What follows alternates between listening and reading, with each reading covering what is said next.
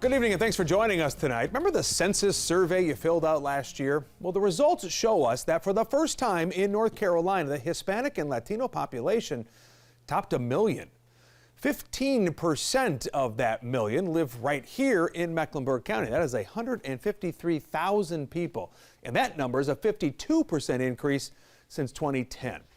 But while the Latino population is growing, in the broader community, there is a lot that isn't known or understood. Tonight, as we are in the middle of the Hispanic Latino Heritage Month, we're getting a closer look at a key area right now, the impact of the COVID-19 pandemic.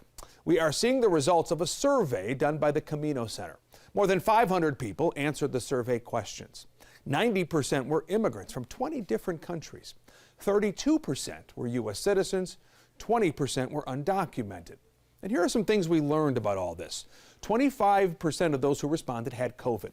18% had a family member spend some time in the hospital. And 41% are uninsured. What's more, 77% have seen a loss of income during the pandemic, and 71% have had a difficult time getting food. Now, this information will help inform county leaders about what needs to be done moving forward to better assist the Hispanic community. In tonight's Community Conversation, WBTV's Dedrick Russell is talking to leaders from the Camino Center, whose mission is to be a place where Hispanics can get the tools they need to live healthy lives in Mecklenburg County. From that survey, we saw that people had a hard time being able to afford food and medications, especially at the beginning, at the onset of the pandemic. So we have a food pantry here where we're able to help people get food if they need it. We also did some medication giveaways. And Dr. Valles, tell me, how did you see COVID impact the people you saw? We saw really the need, how it is impacting in such a way that people were not able to work.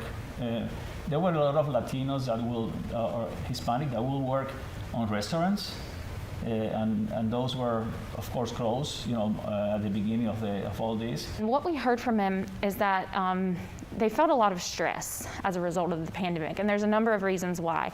One of those was fear, fear of the unknown, not really understanding the virus. It was very new, not really understanding the vaccine and how effective it might be. There was also this fear associated with going to work, because a lot of the people that we talked to explained that they were frontline essential workers who had to go to work. They did not have the option to work remotely. COVID-19 impacted many households. Talk to me about your bout with COVID-19. I was fine until November.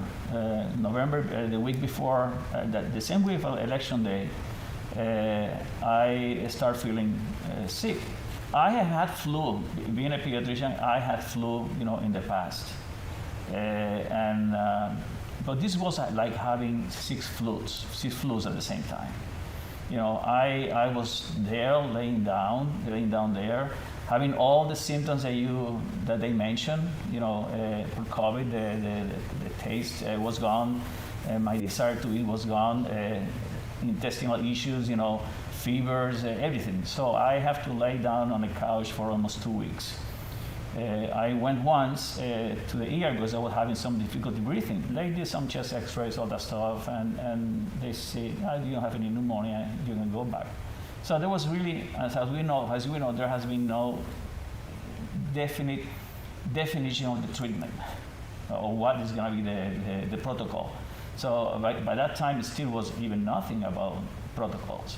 It was just to lay down and wait for either just get better or die. Luis and his wife did recover, but others in the Hispanic community did not. We spoke to several people who had lost family members who passed away as a result of COVID, so there was a lot of grief and loss. In the midst of grief and loss, many thought people would immediately embrace the vaccine, but there was hesitancy. We actually asked a question directly about, how likely are you to get the COVID-19 vaccine?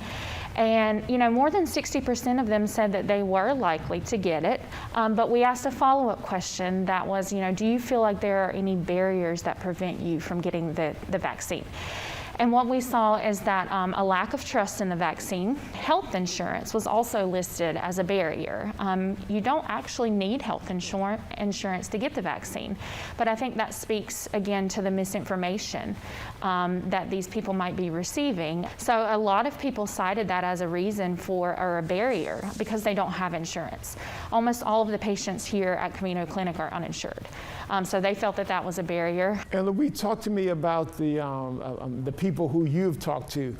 What questions did they have about the vaccine? The big question was about how new was the vaccine. My explanation to them was about telling them what were the benefits, how they can get it, and in a way, telling them that at the end it was their decision. Some of the people we interviewed spoke to some of the conspiracy theories that they knew that other friends and family believed or were worried about. And how much did that play a part, believing misinformation instead of the right information? They believed that it was prevalent in their community and that there was this circulation of misinformation. 15% of the Hispanics make up Mecklenburg County, and I know Mecklenburg County wants to be more inclusive instead of exclusive. So Louise, when you were riding around town, did you actually see billboards? Did you see any information in Spanish to let people know about the vaccine or to give them the information that they needed? I don't remember, because I went to Uptown, during the pandemic. It was deserted, of course, but I don't recall seeing that information there. So maybe I missed them, but I don't recall. And what do you think about that? That it wasn't as prominent or wasn't as seen as it could have been. Do you think that's an issue? I think it is. Camino says Mecklenburg County is attempting to build trust with the Hispanic community. I believe that they are taking strides towards doing that. Mecklenburg County Public Health reached out to Camino, and we partnered with them as well to offer vaccine clinics here. So I believe that other organizations, Atrium and Nova as well, are recognizing Camino as a place that Latinos, especially immigrants, trust. What do you think the community, the Hispanic community, needs now? Well, I think we've been talking here about information. I think that there should be more information available to the Hispanic population. Dedrick joins us now in studio to talk more about this. Curious about that vaccine part of this. Tell us more about what the survey told us about that. Well, the survey shows that about 32% of people surveyed say that they were unlikely or very unlikely to get the vaccine, and they cite misinformation. And also one Hispanic male said that they were scared to take the vaccine. Why? Because they said that some people in the Hispanic community, they are scared of needles. So, when we see those images of the needle going into the arm, that shied some people away, Hispanic community away, because they're very scared of needles. Well, and we heard that really across the community as well. In fact, we made a decision here at WBTV, to stop showing that shot all the time, because we know it does make some people squeamish as well. And I was really fascinated too by the insurance angle of this, because again, they're free. You don't have to have insurance to go get the shot. Absolutely, and they did not know. And there we go with that misinformation. They think that if you're going to, who has heard of free health care? So they think that if you have to go and get a shot, you're going to have to present identification, you're going to have to present insurance. And some of them think that, since they were undocumented, they may have thought that if they showed up that they may have been a trap to get them. So, so all of those things go through their minds, but the misinformation, they needed to have that information in their language. That's a key too. You hit on that too, without the billboards being out there, Spanish language to understand some of these things. And I'm thinking back too, because like some of the drop-down menus, when you did make your appointment to get the vaccine, there would be times where they would sometimes ask about your insurance, even though it wasn't necessary, right? Exactly. So that's part of it. So where do they go from here with this information? Well, the Camino leaders, they told me that there has not been any updated information about the Hispanic community since the year 2006. So now they're going to change all that. So there's going to be another survey that's going to go out throughout the state to talk about and ask Hispanics when it comes to employment, education, behavioral, and they're going to use all of that information so they can figure out what programs need to be developed so they can help fill in those gaps so we can have that information that we need in order for them to live a healthy and a productive life.